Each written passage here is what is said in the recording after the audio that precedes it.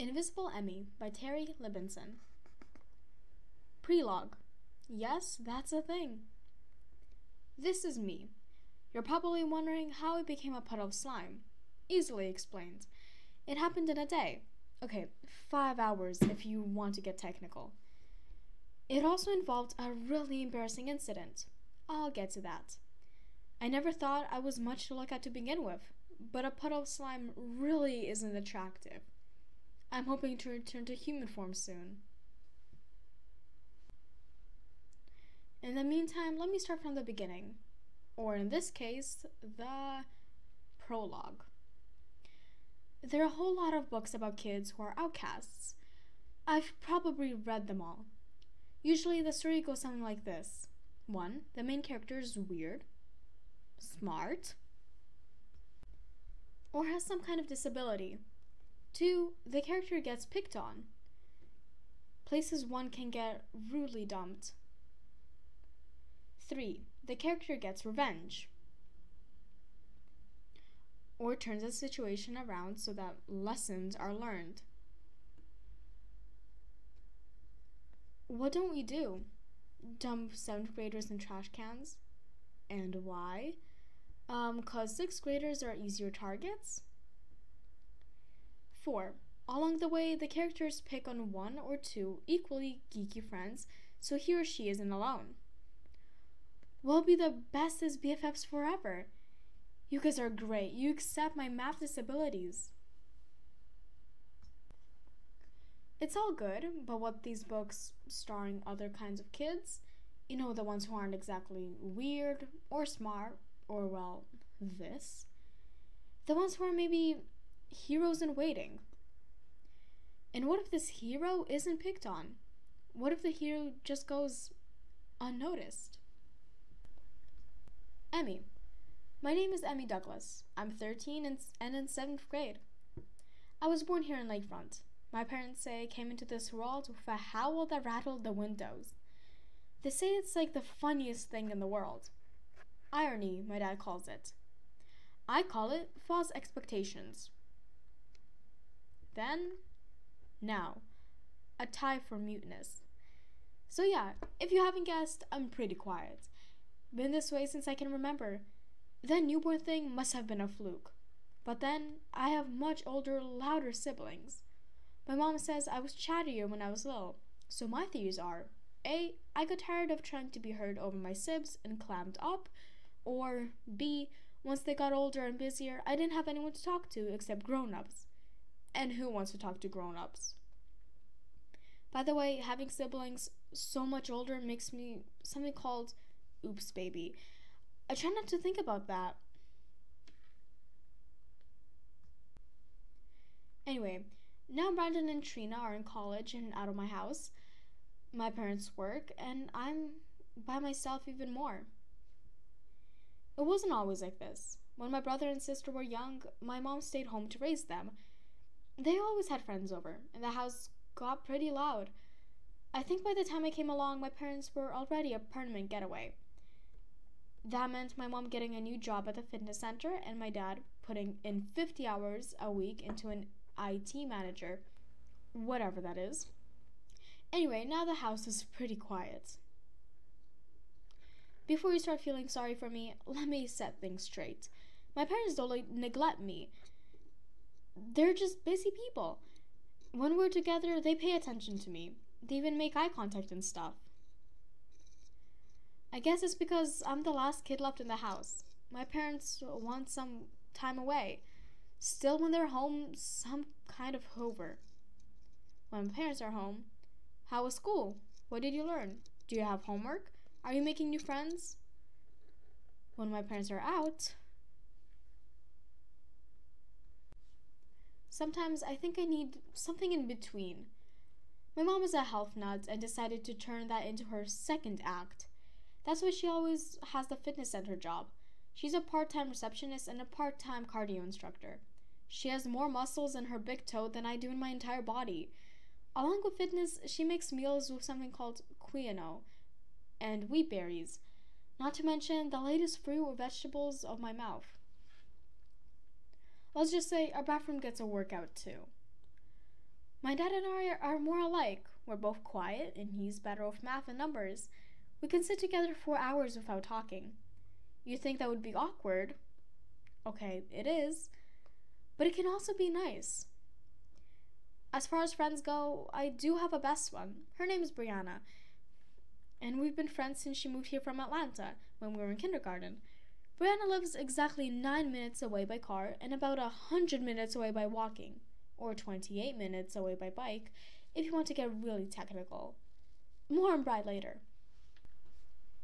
When I'm by myself, my favorite thing to do is draw.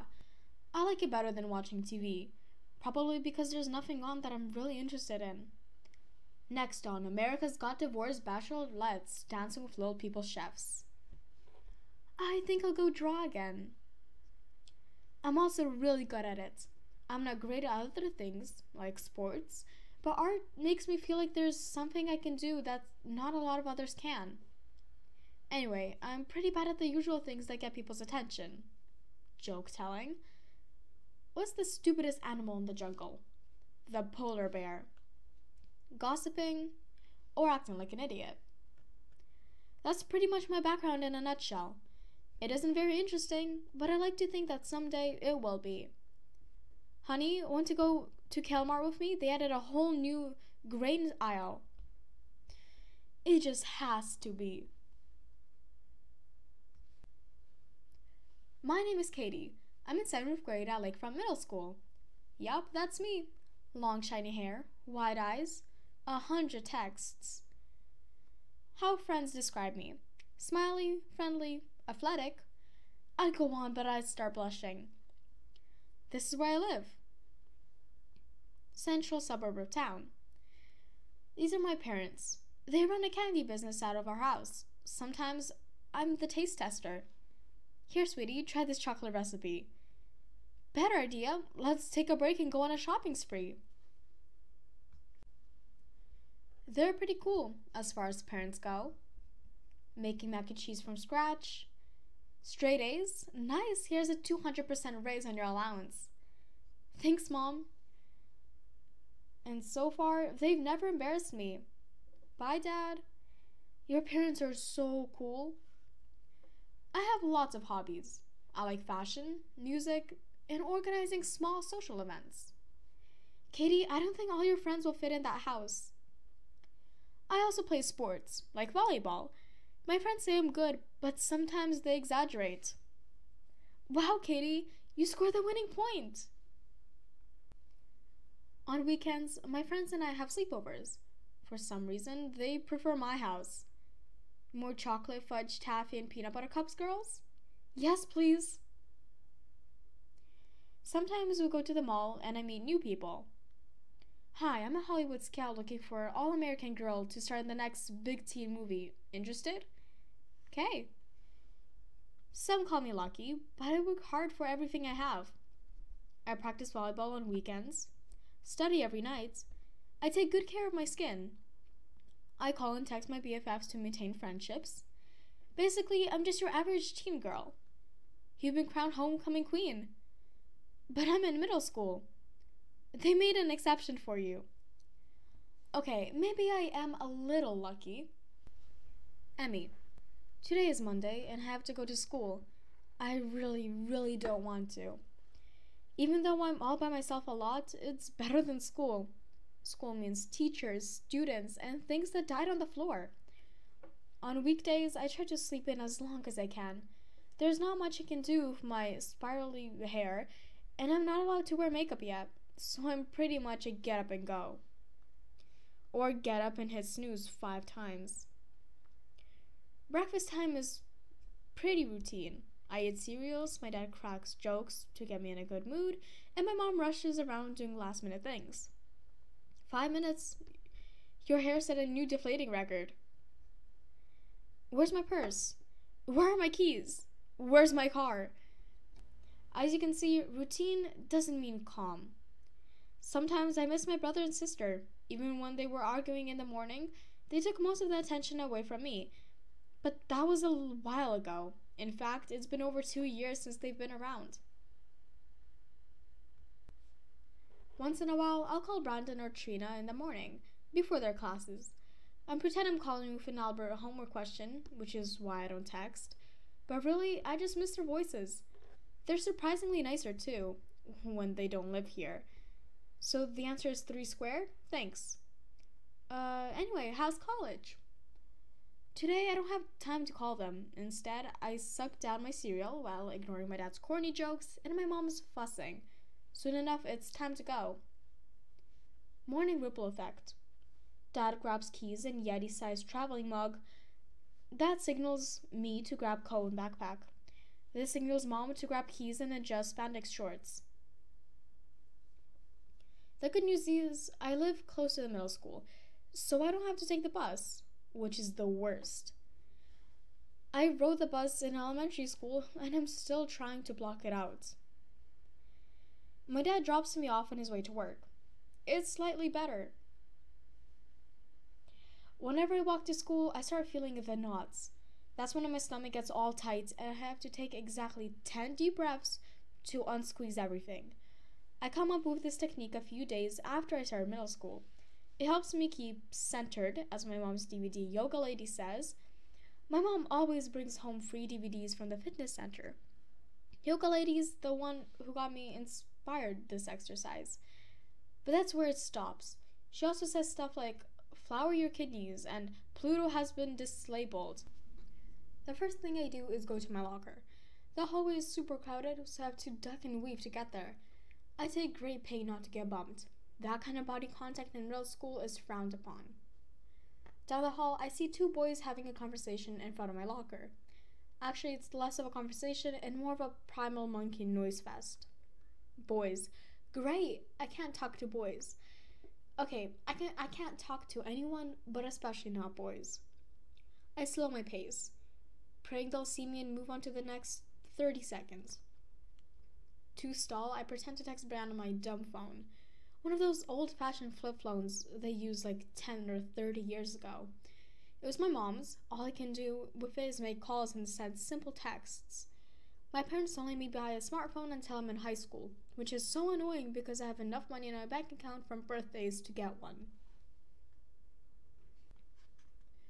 I don't actually text Brianna. She's probably busy doing early morning extra credit or curing cancer or something. More on her later. I just need time for those boys to see me. Yeah, this doesn't work, so I gather all my courage to speak. Excuse me? Move 1/8 of an inch. Thanks. I know they barely budged, but this is actually a minor victory. Usually when I say something, people tend to get annoyed and ask me to repeat myself or speak up. I find that somewhat annoying. I take stock of my victory, put away my coat and backpack, grab my books, and stand there for a second. Locker number 322 provides nice private shelter, especially if you rest your head on the top shelf. Sometimes I wonder, does anyone ever see me? Do I even want them to? Today is Monday. Time for school.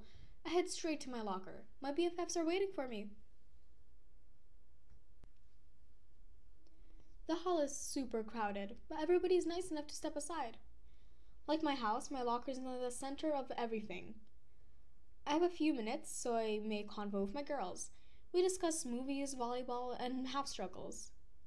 I'm pushing an A-. Maybe Mr. Duck can give you extra credit. I wish I had an A-. Soon, a few friends join us. We talk about winter break. I'm going to California. I'm going to Florida. I'm going to sleep all day. Where are you going, Katie? Yeah, Katie. Everyone starts talking to me at once, which happens all the time. I don't want to cause jealousy amongst amigas, so I interject. Hey guys, it's almost bell time. See you at lunch. Bye, Katie. Finally, it's time to head to class. Can't wait to get the day started. Emmie. Right before homeroom, I meet with Brianna. It's the only period I have with her besides lunch. She's in all advanced classes. We walk and talk. This is my favorite time of the day.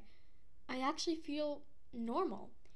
When we get to homework, we split up. Bri, last name Davis, is seated on the left side of the room with the Das desk. while I'm seated on the right with the dos das. It's so unfair. I'm only a couple letters away from being her neighbor.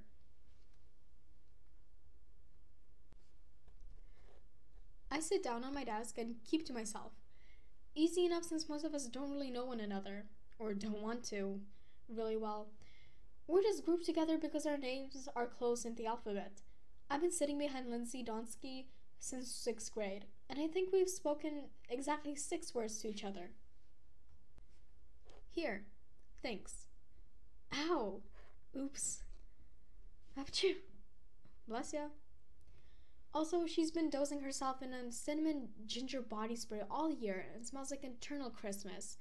So I've been too busy sneezing to say much. See above memory balloon. Homeroom is where I get most of my homework done. A fact I keep to my parents. Easy enough. They got tired of helping my brother and sister with homework all those years ago. So by the time it was my turn, they encouraged me to do an independent thinker. Therefore, I independently think I will do 1/3 of my homework at night and finish 2/3 of homeroom. This work is about 3/4 of my time, as long as my dad isn't running late. Dad, hurry! Coming. It's nice you really like school. Anyway, here I sit, sandwiched between Lindsay Donsky and Kyle Duncan. 2 popular people who talk over me as if I'm not there. Can you grab the tissues? Me? Lindsay. Got him. I start working on English, mainly to avoid math, my worst subject. I wish Bri sat next to me so she could help me. As if she can read my mind, I get a text from her. Glad I remembered to put my phone on vibrate. We're not supposed to have phones in class, but everyone does anyway. Once in a while, teachers allow them for in-class assignments. Well, not my phone because it's like 3,000 years old.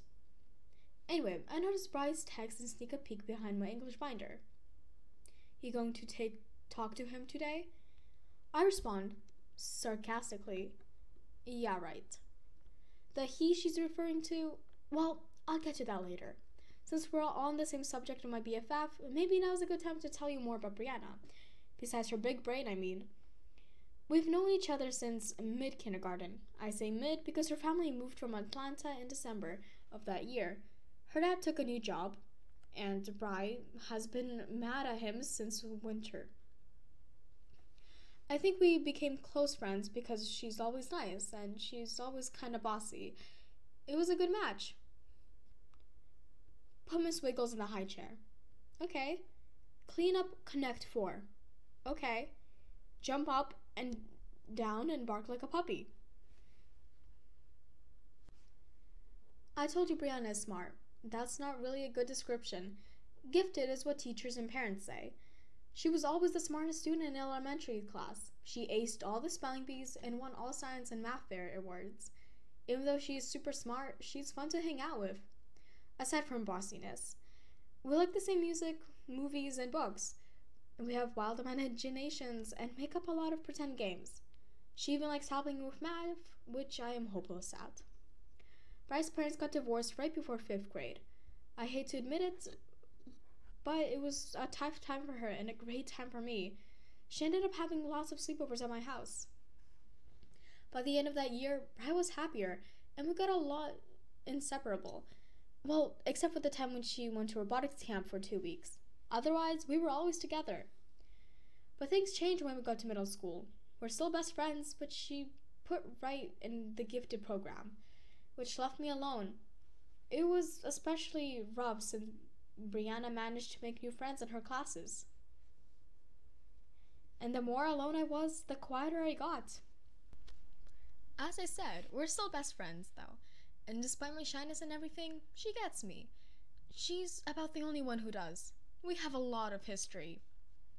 Anyway, back to homework. Bri texts, I'm gonna have to push you into his arms. I giggle, sigh, and get on with my homework. Or try to. For the rest of the period, I take peeks at the other kids sneaking texts and notes back and forth or whispering over messy desks. They don't seem to mind if they're sitting next to a friend or not. Anyone will do. My stomach knots up a little. Right before the bell rings, I realize I still have one more essay questions to get through. I hurriedly scribbled down a paragraph, vowing for the zillionth time to stop procrastinating, drawing, at night and finish all my homework at home. Home. Only 7 hours and counting. Homeroom. It's my fave class. Wait, is it technically a class? Since I got all my homework done after volleyball, I can catch up on important news, like the ongoing rumor. So a certain 7th grade someone likes you. Back to you, Miss Hillard. Still, I try not to listen to gossip, even if it's factually based. How do you know? A friend of his sister said so. Are you excited, K.E.? Yeah, he's the nicest, friendliest, cutest boy in our grade. I really am excited, but a rumor's just a rumor. It is true. I got it from that source's sister. I think. I try not to get too distracted with thoughts of you-know-who. I people watch instead. I love people watching. Wow, everyone sure has a lot of homework. Oh dang, I forgot to study for French. Math. Sometimes I feel lucky I'm so organized. Yup, lots of time to relax. Emmie. Off to first period. Brian and I separate. Later. I make my way down the hallway / labyrinth, keeping to myself. My parents always tell me to lift my head and walk tall. That makes me wonder if they ever went to middle school. If they did, they'd understand that it's sometimes dangerous to lift your head. Something gross could fly at it. I have to make a detour to use the girls' restroom. There's a line to the door. 20 girls at the mirror putting on forbidden makeup. For a minute, I think about skipping it, but I don't think I can make it through the next period. Also, my science teacher, Mr. Denker, is known for his stingy with the restaurant passes. He learned that from the first few days of class. I wait forever. And ever. What's on the ceiling? And ever. At this point, my bladder is in distress. Overquenched, yoga lady would say. I start to daydream to take my mind off the pressuring matters. I think about summer and wish it was June, or winter break already, or any time that I don't have to be with crowds of people my age. I think about a family trip we took to Niagara Falls, and I was 6 and my siblings were still living at home. That was when I still talked. A lot. In fact, my brother had taken out his phone and recorded me going on for about 45 minutes during the car ride. I talked nonstop about Playdate with Brianna. My family jokingly say they keep the recordings for evidence. It's really not that funny. And anyway, thinking about Niagara Falls isn't helping in my current situation. Instead, I started thinking about another trip my parents and I took. It was to Chicago last spring. It was the one and only time they both decided to take a vacation from work. I remember standing in front of a huge beam structure at Millennium Park and making faces, and going to the art museum and seeing a bunch of paintings by Paul Klee, my favorite artist, and eating the best pizza of my life, although my dad, who's from New York, would totally disagree. What I remember the most, though, is the days seemed to be all about me, not in an annoying, embarrassing way, but in a cool, low-key kind of way. Everything was so relaxed. My parents were relaxed, not distracted or hammering me with questions. I was relaxed, and I got to choose where to go and what to do. So unlike middle school. My daydream is interrupted by a loud flush. Us whole family empties, but a huge girl behind me cuts in front. Now I'm really late. When I get out, the hall is practically empty. This means I could get a tardy slip. That's bad. Also, everyone will look at me when I walk into class. That's worse.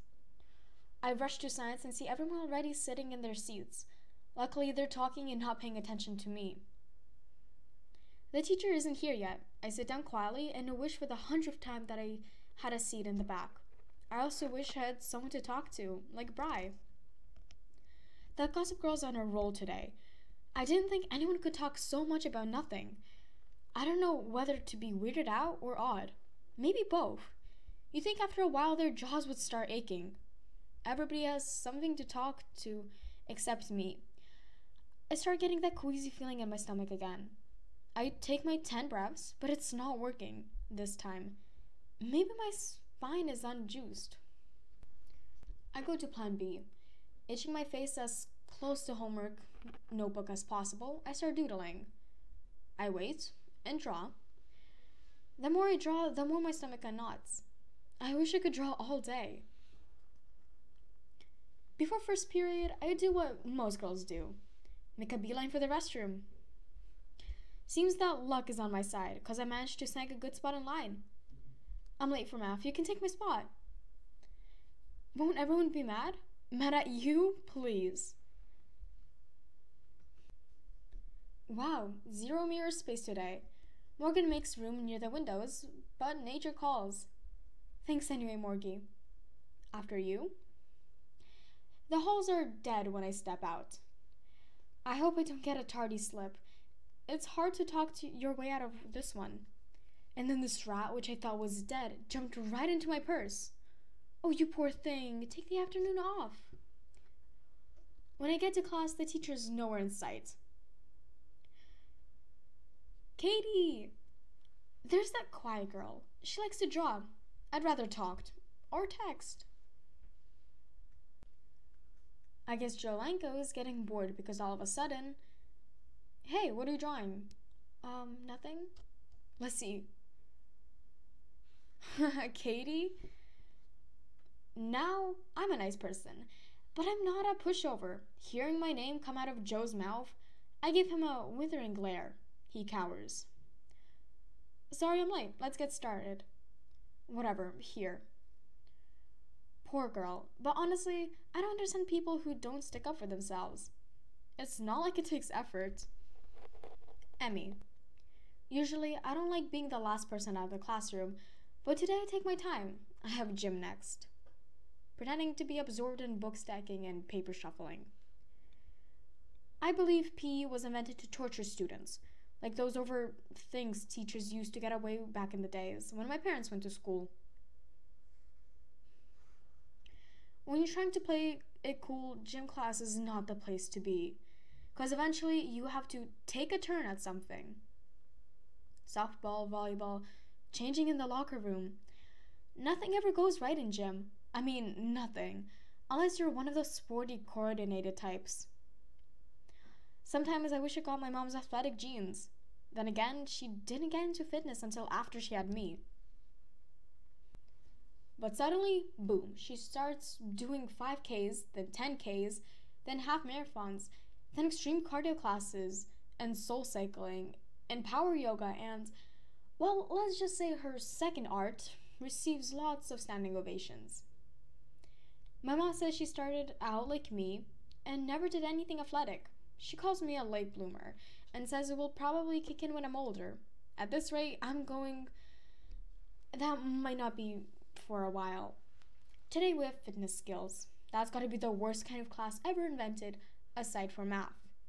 To Coach Durrell's credit, she shows us how to do everything first. And we get a lot of practice.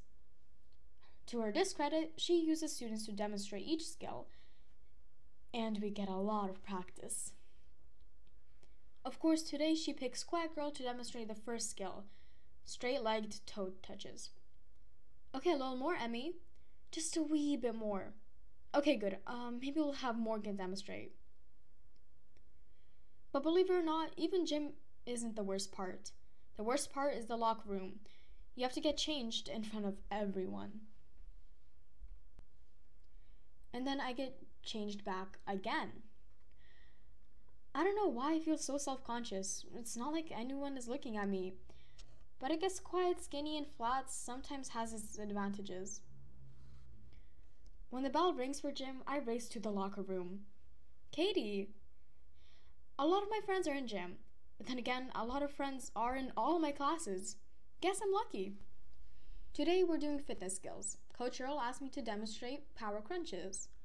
C-class, Katie holds her neck straight. I mess up once or twice. Sometimes it's hard being in the spotlight. After fitness skills, we're left to do what we want. That usually means lunging around the gymnastics equipment and gabbing. I have to admit, it gets a little boring after a while. Hey, instead of talking about boys, let's go find some. It's an all-girls gym class. Oh yeah, class dismissed. Well, at least it's over and I can change back into regular clothes. Gym uniforms? Ugh.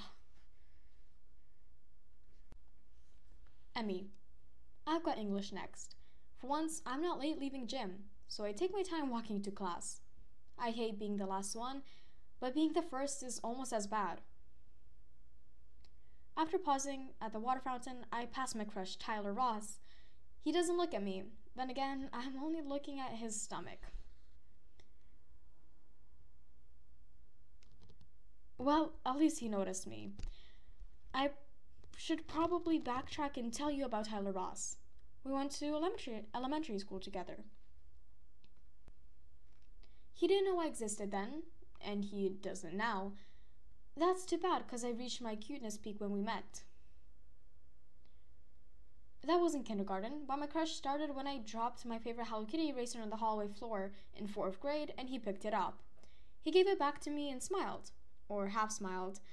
I don't even know if he really saw me, but that was enough. I fell hard. I even remember going home that afternoon and trying to recreate his face on paper. At first, I didn't tell anyone about my crush, not even Brianna. I think part of me wanted to keep it a secret because I admitted it out loud, I would jinx it. Eventually in 5th grade, I got tired of keeping it a secret and told her. It was a huge relief. Brad confessed that she liked Anthony Randall, Spitty Boy. Don't ask me why. Tyler Ross and Anthony Randall were best friends, just like us.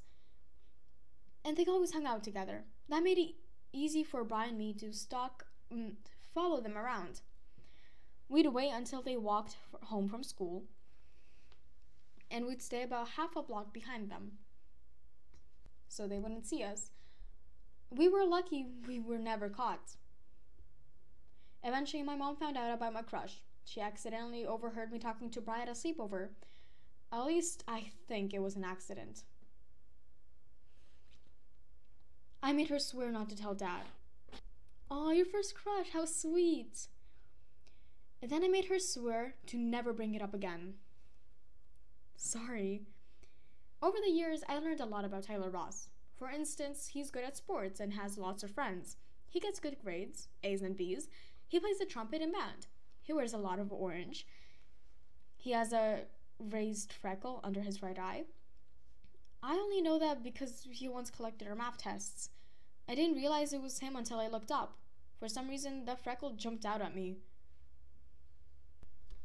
What I really like about him is his smile. He smiles a lot, even with braces. And he's friendly and nice. Well, except when goofball girls are tripping in front of him. And in the last year or so, I finally mastered capturing his likeness on paper. Anyway, back to English. It's the only class where I sit in the back. If we're not writing, I draw. Miss Wynn is pretty clueless and never notices. Actually closes her eyes when she speaks. Truth is, I'm pretty good at this class. I have an A-. I think it's because when I draw, I can actually focus better. Is that weird? I also like this class because Tyler Ross sits 2 seats diagonally in front of me and I can stare right at the side of his back.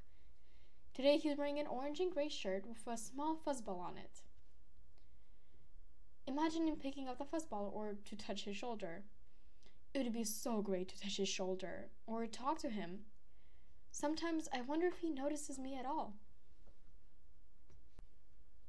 Psst, pass this to Katie. Will you go out with me? Pass this to Tyler. Kay. Tyler asked me out. Tyler asked me out. Tyler asked me out. Playing it cool on the outside, dancing on the inside.